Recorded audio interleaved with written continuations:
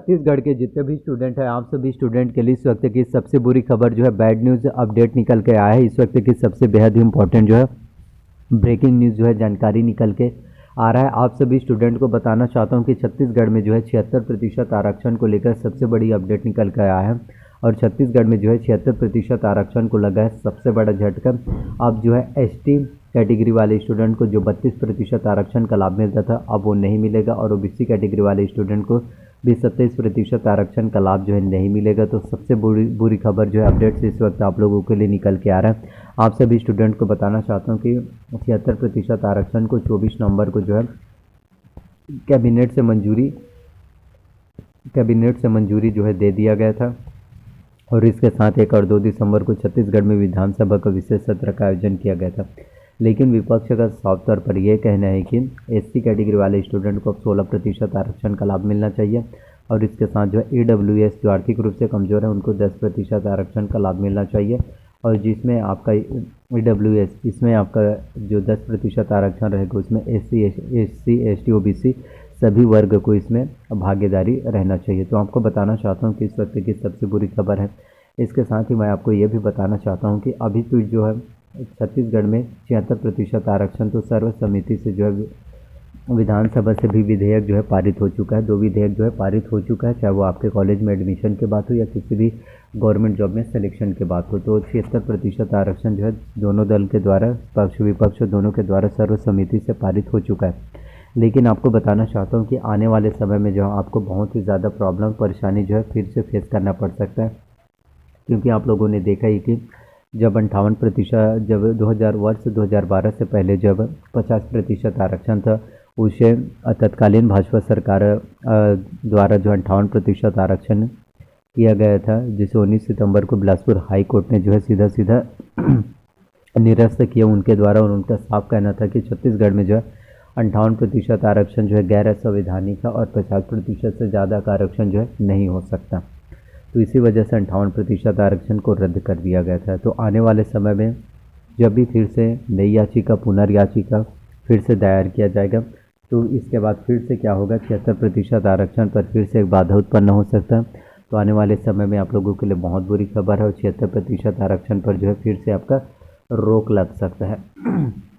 तो ये सभी चीज़ें जो है आपके आने वाले समय में जो है देखने वाली बात रहेगी, जिसमें आपको मैं बताऊंगा। और जब भी कोई अपडेट्स आएगा तो ये ज़रूर हो पाएगा, क्योंकि जब तक इसे अगर 9वीं अनुसूची में जो है शामिल नहीं किया जाता, जी हाँ, अगर जब तक इसे 9वीं अनुसूची में जो है शामिल नहीं किया जाएगा या आरक्षण इस विधेयक को, तब तक जो है 76% आरक्षण जो है नहीं हो सकता। और ये कभी भी जब याचिका दायर किया जाएगा, फिर हाई कोर्ट में ये मामला जाएगा, फिर से ये 50% आरक्षण में फिर से जो है आ जाएगा। अब इससे किसको फ़ायदा हो रहा है और किसको नुकसान? तो सबसे ज़्यादा नुकसान आपके जो है, सबसे ज़्यादा नुकसान की अगर कहीं हम बात करें तो छात्रों को ही हो रही है।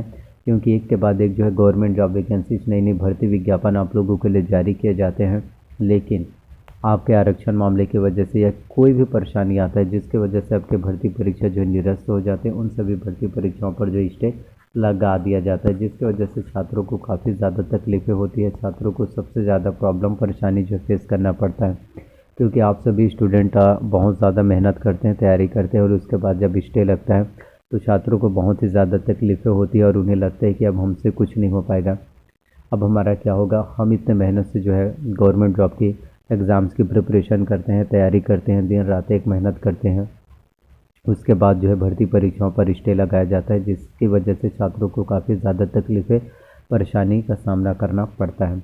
तो आने वाले समय में ये 76% आरक्षण पर भी एक तरह से सबसे बड़ा झटका जो है लग सकता है और फिर से जो है 50% आरक्षण जो है हो सकता है। क्योंकि देखिए, अगर एसटी और ओबीसी के वर्ग को, एसटी को 32% और ओबीसी को 27% आरक्षण का लाभ मिल रहा है, तो इसके साथ देखिए एससी कैटेगरी वाले स्टूडेंट को तो भी उनका हक मिलना चाहिए 16% आरक्षण, क्योंकि वर्ष 2012 से पहले जो है एससी को 16% आरक्षण का लाभ जो है मिलता था।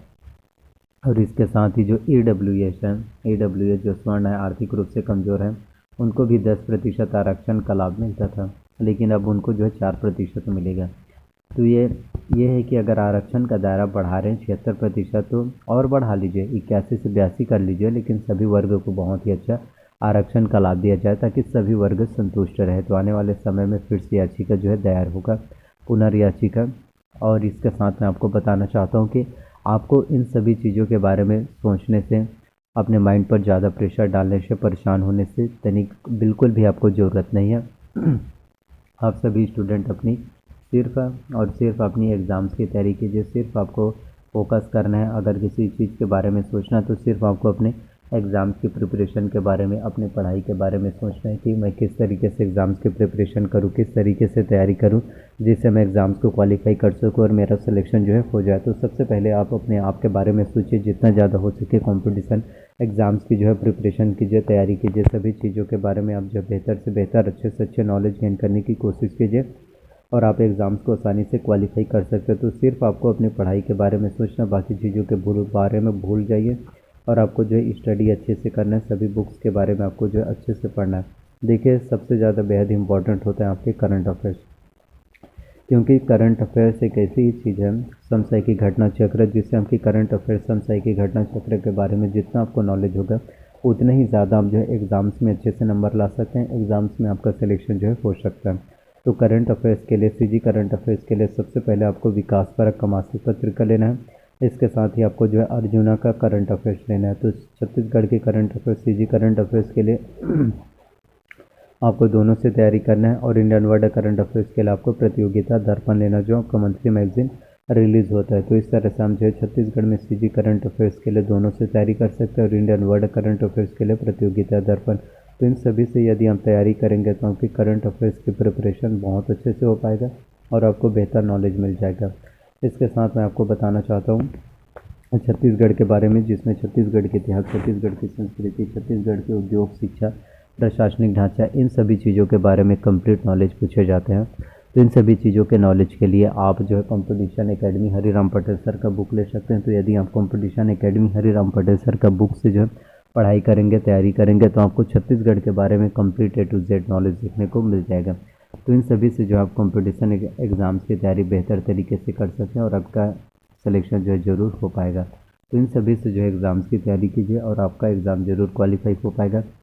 तो आने वाले समय में जो है 76% आरक्षण को लेकर सबसे बड़ा झटका लग सकता है।